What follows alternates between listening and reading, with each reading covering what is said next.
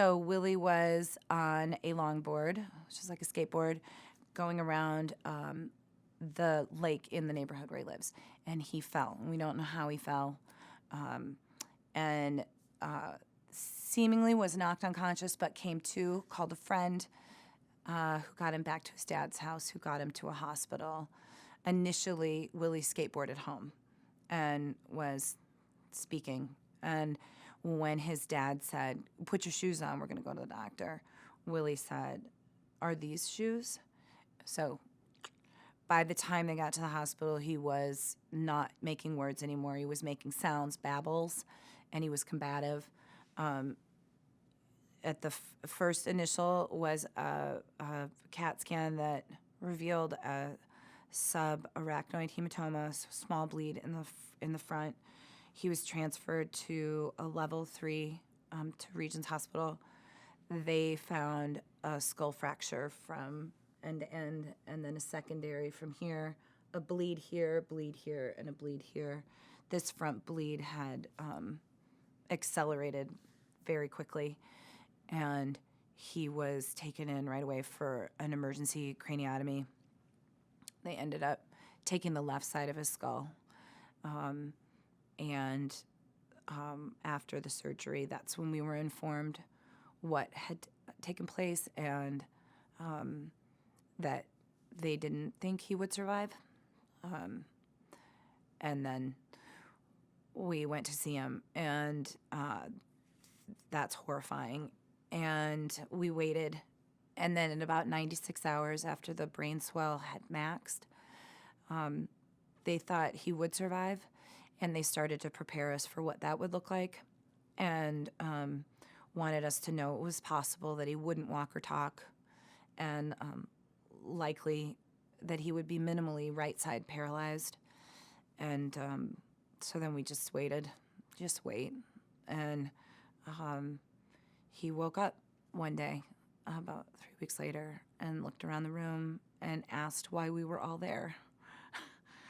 And it's the most amazing thing I've ever seen. He then looked directly at me and told me, "You look like crap." Which is when I knew, like, oh my goodness, I'm going to get the whole thing back. And then I tried to explain to him, like, I may look pretty rough because I've been here for a while, but I have a story for you because you look also kind of rough. He had no idea what had happened. And it took us a long time to explain to him what had happened and for him to believe us. He was pretty convinced he'd been shot, which was not true. But I think, at 14, you're like, well, no, man, I was just skateboarding. Like, this isn't a reasonable consequence for the action. And so I think he was really trying to figure out what could have possibly happened to get him there, where he was in this bed and he couldn't get up. Initially, after the accident, Willie struggled to sort of read the room, right, or read a person, and particularly read how his actions were affecting other people. So it became pretty commonplace for all of us to name what was going on, right? Like when a speech therapist comes to talk to you, it would be rude to say she's dumb, right? Because in his recovery, he wasn't understanding what she was asking him, but because of his injury, he was assuming she was asking stupid questions. So we became really explicit with, no, that's angry. Those are angry words. You're saying things that sound like you're really angry. Are you really angry? And it turned out he wasn't. He was just being incredibly blunt. There were times when and still, where I feel like I have to be very clear. Look at my face. Do you hear my words? I'm being very serious right now, or I'm really frustrated, or I'm really mad. And I'll label how I feel for him so that he can hear the rest of it. The thing that's been a bigger factor for him in his peer group is after you almost die, it's pretty hard to get caught up in the stress or teenage drama that other people are finding to be a really big deal. And so when he went back to school and people were complaining about so much homework or a teacher or drama between friend groups or things like that, or not making a team, which he would have loved to have tried out for. I just think he had no time for it. So there was an interesting social consequence in that it made it hard to relate to some stuff that's really big for teenagers. And he just was like, you gotta be kidding me that that's what's got you stressed out. It's a beautiful thing long term to have that perspective, but I think it was a little tricky re-entering a high school. Willi played hockey every day and had, since he could walk, he wanted skates, he wanted to play. And it is a big identity to be an athlete like that. And Willi played on AAA teams. He had people who sought him out for their teams. We traveled for hockey, and he got a lot of praise as a hockey player, right? Probably more than any other place in his life.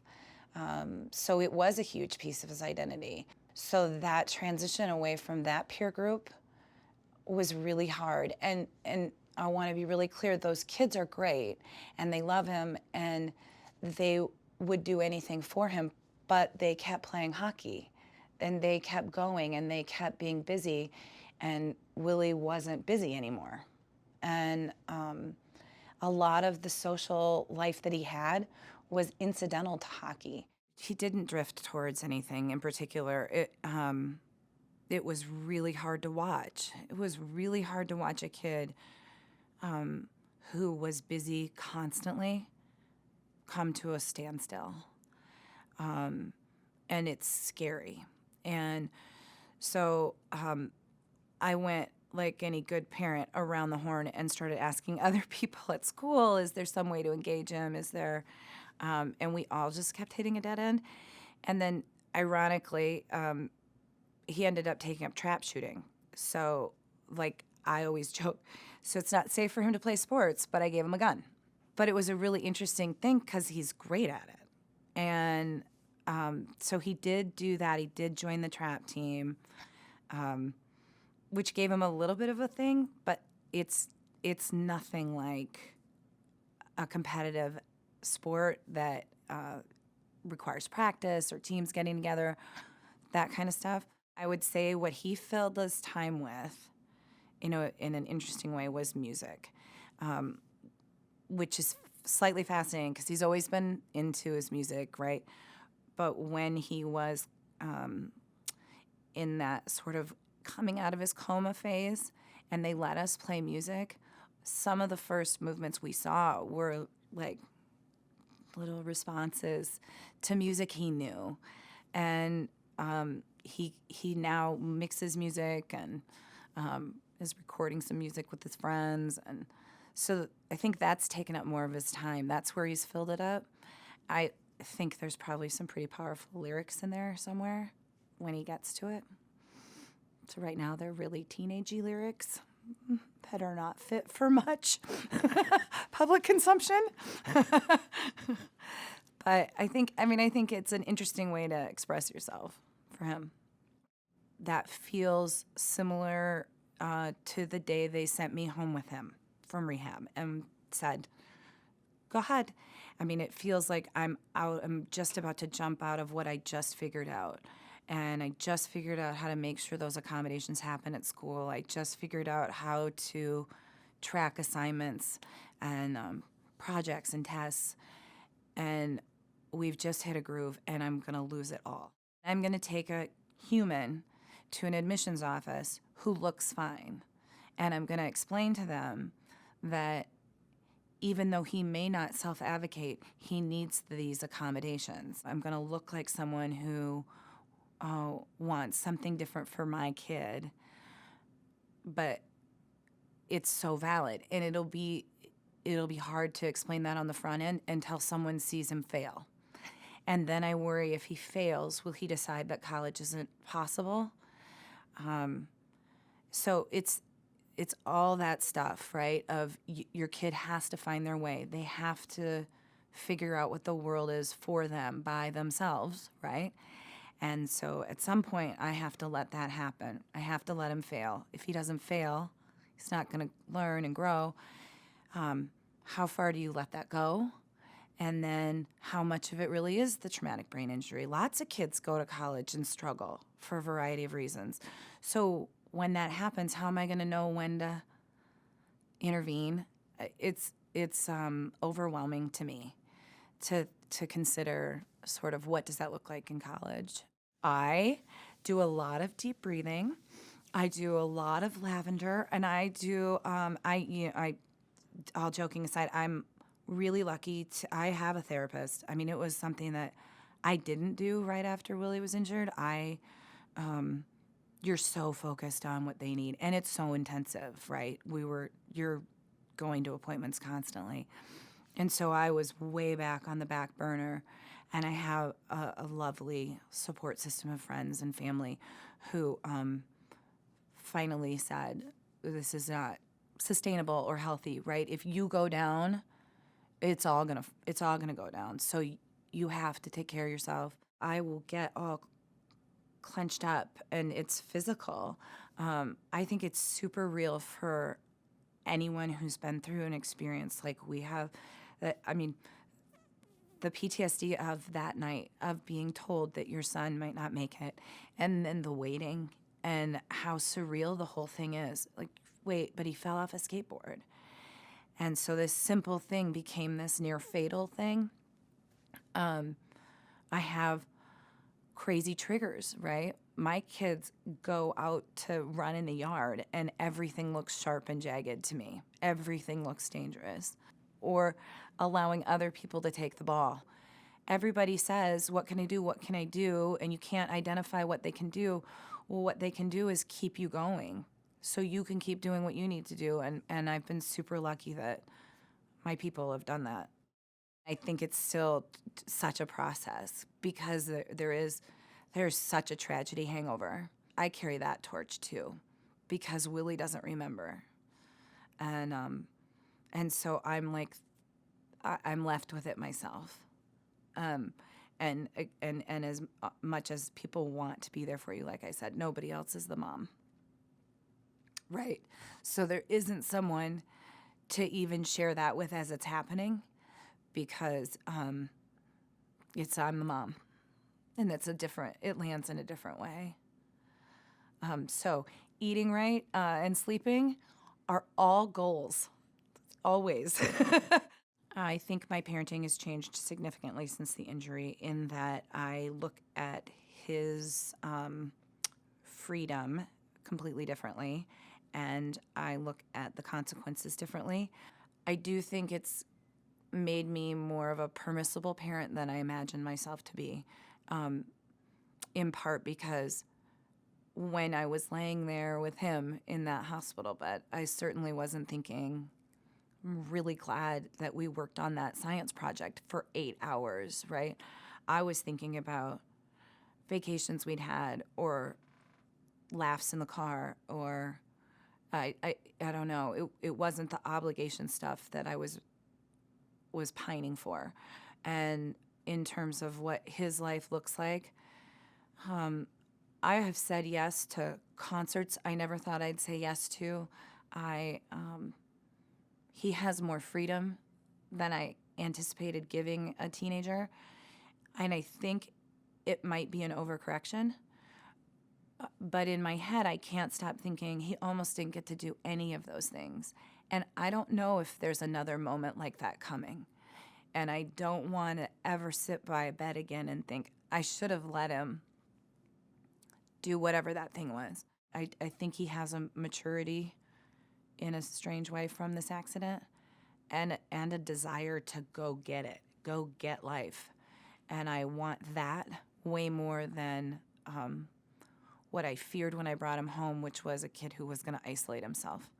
Because that's what I saw first, is someone who was withdrawn and isolated and not reaching out socially and not. So I'd rather overcorrect in that way and see him go get life that way. It's hard to yell at a kid who almost died, like, ever. And especially my kid, who's funny and charming, who will then be like, I know, but remember I almost died? And so I think, right, which is great. It's like that is everything from socks to a concert in downtown Minneapolis. It's like, yeah, but, yeah, right. So it's definitely changed how I view my job as a parent. How organized is he? As a human, uh, you know, again, like a 17-year-old boy, you look in that room and you can't figure out how he would ever even find his bed, but then you ask him for something and he can find it. I would say tracking time is the hardest thing. If there's a time bound, I need you home at X time so that we can do blah blah blah. That seems to be kind of a slippery slope. Managing homework projects that have an extended period of time seem to be a slippery slope. But again, I've taught for a long time. That's a hard thing for kids. So I don't know if that's brain injury related. I do know that the first year, maybe first 2 years after the injury, managing school and that organization was tough. It was tough. And managing it with, great, don't plan on being able to do that on Tuesday because we have rehab, or whatever it was. So if there's something else in the mix that's an obligation, that can get tricky. But I think his phone has been hugely helpful. He is using tools that were taught to him on, how can you manage your time? So setting reminders on his calendar. I was all about like visual schedules and making a visual schedule for his door. And then I made a monthly calendar of what stuff. And then I realized that was too much stuff. And I just did a week. This week, one of the things I noticed in the immediacy after the injury was checking where people are. Where is Mark? Where are you going? Where's Dad? Where's just different, checking on where people were and needing to know their schedule. So, everybody got a color and we kept track of who was where. And that piece seemed to settle him down and be calming, right? So he knew who was coming and going. And then even for like packing your backpack, I initially made a little card. Before you take off for school, check and make sure you have the following things in your backpack. I wouldn't necessarily call it quiet, right? Because he's probably listening to music but he does need to be able to disengage in the way that he disengages, right? And what he would do is just go to his room, and prior to his injury, never had been a door shutter, but then was shutting his door and just kind of closing himself off. And to be honest, most of the time that resulted in sleep. He'd fall asleep.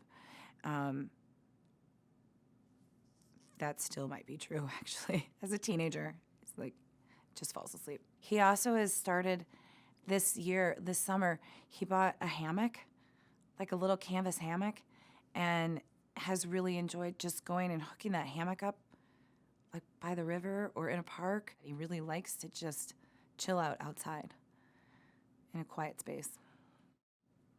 I think he's self-aware of some things and not others. So I don't think he's self-aware of what brain tired looks like versus physically tired.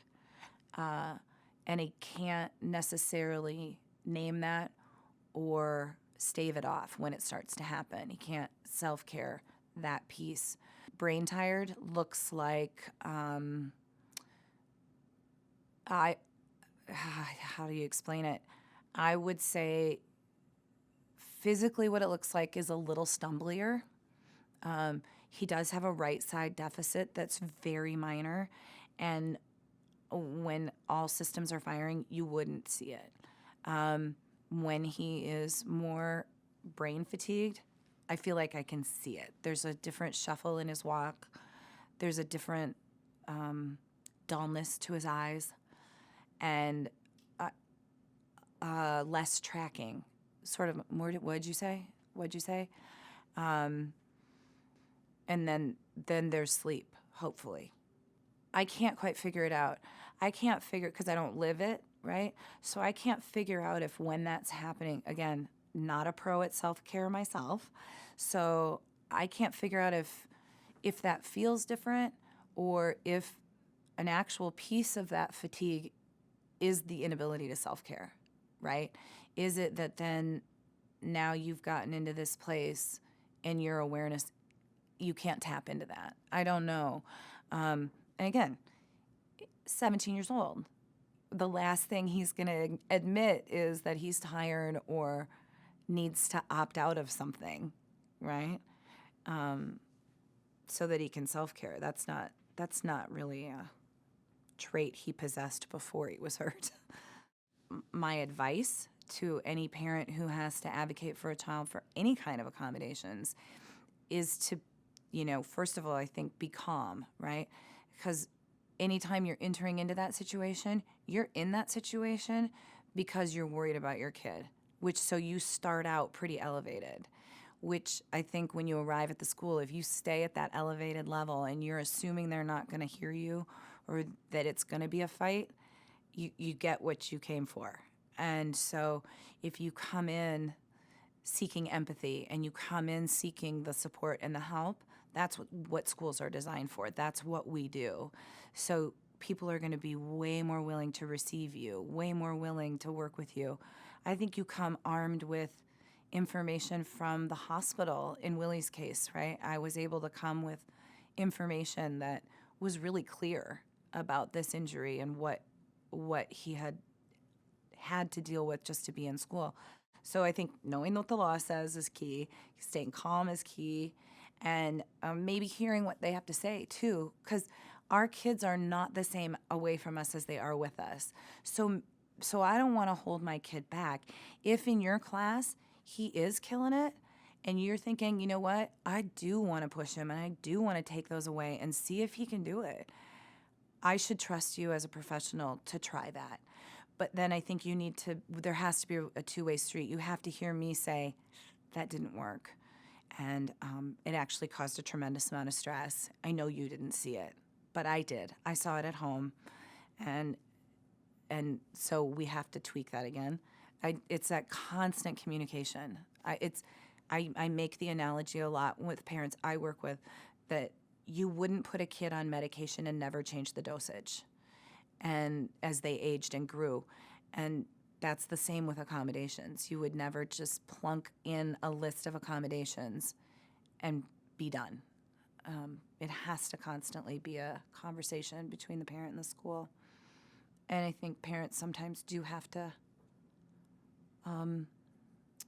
be very explicit, particularly with brain-injured kids who don't look hurt. His accommodation piece is needing more time. So typically time and a half for a test. It doesn't benefit him to give him time and a half on a project or a paper. It does benefit him to give him deadlines, intermediate deadlines. Chapter 1 is due this day, Chapter 2 is due this day, whereas at a senior high school, maybe they'd say Chapter 10 is due Friday. I need you to break that down for Monday, Tuesday, Wednesday, Thursday, and Friday. And then with reading, it is better if I can get him an audiobook. He has some vision stuff that makes it hard. His vision is fine, but he doesn't blink often enough, which is just a random automatic function that he doesn't have. So reading is tricky for long periods of time. And then breaking down tests so that he's not, maybe like during finals, it's best, ideally, if he has one final a day and not multiple finals. And then if he does have multiple finals, we got to make sure he has time to gear shift in between. And if they're cumulative finals, it's easier if that's chunked in topics. so that he doesn't have to he doesn't have to search all the way through everything he did all semester. He's had some moments of anger and moments of pretty extreme sadness. They're few and far between, but they're big and they're valid. I think it was more, it feels like at the beginning it was sort of once a month. There was a big episode of emotion. And in between, there wasn't any emotion, right? So both are scary. And to be honest, my personality, I'm more comfortable with you exploding than I am with you saying you're completely fine with all this. So it was interesting. It's mostly just been with me. It hasn't been with other people. And in the beginning in particular, it felt like it was directed at me. And it took me a while. Again, I don't want to claim like I get it now, because if it happened again, I'd still probably feel that way. But when I have my wits about me, I know it's not. And I have been told by a dear friend, that's a really backwards compliment, right? To be the person where someone loses it, which is great. I'm going to hold on to that. True or false, I'm going to believe it. So there's been some moments where, with very valid reason, he's been sad or angry, and then they end. Like, they end. And I want to talk it to death. I want to break it down. I want to debrief it. I want to, but I have learned that is the opposite of what he would like me to do. So I'm trying really hard to respect whatever that was. I think there's some disconnect afterwards that it even happened, or was as big as it was. And again, I don't know, though, if that would happen without the injury. I know that the catalyst for those moments has been mostly in regards to the losses and adjustments and difficulty with the injury. I think at first I wanted to be right up in there. What can I do? Talk to me. I was trying to manage it, and I learned that my job is not to manage it. My job is to witness it and hear it and not invalidate it, not try to rein it in, and if anything, to just make sure that I hear you and all that. I get that you feel all that. I get it. I think that afterwards, my job is to not bring it up unless he wants to talk about it as much as I want to. And I think it might be because truly the only time that I get that I'm mad about this, or this isn't fair, or I can't believe this happened, is in those moments. And that's all that I felt that so much. And so if we get to talk about it, I think that I'm trying to give myself something, and that's not the right. He's not the right person for me to go to feel better. That's not his job. If I look for a brain injury support group, I feel ungrateful showing up if I'm next to someone who's got such extreme caretaker needs, and then I don't feel like I have much to complain about, which is genuinely true. However, the place we're in is hard and has been hard, and we're in that strange category of miraculous recovery but intensive trauma, and also raising this kid that we're so scared is going to get hurt again. It feels so fragile, and there isn't really an outlet for that for our category. So in order to set him up for success, I think giving him as much forewarning as I can about schedules, events, deadlines, changes, things like that, as long as I remember that they have to be spoken and don't assume that we're all on the same page, I think he can roll with that stuff better. So I say pause all the time. Often when a kid or human is in a spiral or acting in a way where they're not particularly self-aware, I will just pause for a second. And it's a twofer. I get to pause, right? I get to catch up with whatever's going on, and then we can reset. Everybody knows, okay, great, we're going to take a minute. Now tell me, organize your thoughts. What is it that you want me to know? I think you're coming to me with something, but, right? It's been interesting to implement it with Willi. He's got an idea in his head, and he wants to express it to me, and it just comes at this flood. It could be good news, could be bad news, could be mad, whatever, but it comes at me in a way that I can't manage it. So, just pause for a second. What are you asking me? So it gives you a second to catch yourself, gives me a minute to catch up, and hopefully an opportunity to restart. So we've been pretty lucky that it works in our house. When I do put my hand up and I say, pause for a second, pause please, and then he can, he'll roll his eyes or he'll, right? But it is a nice opportunity. It's non-judgmental. I'm not judging what you're saying. I'm not mad about what you're saying. I'm not saying no. I'm not saying stop. I'm just, we need a minute. Every time he misbehaves, I try to figure out the purpose of his behavior, which is completely annoying to him. I am constantly trying to assess if I'm looking at an injury or an adolescent, and I don't know. I never know. All I can do in the moment is to try to address the immediate thing. So whatever it is, in particular, if it's a decision that's dangerous, then the reaction I'm going to have is going to be the same, no matter what the cause is.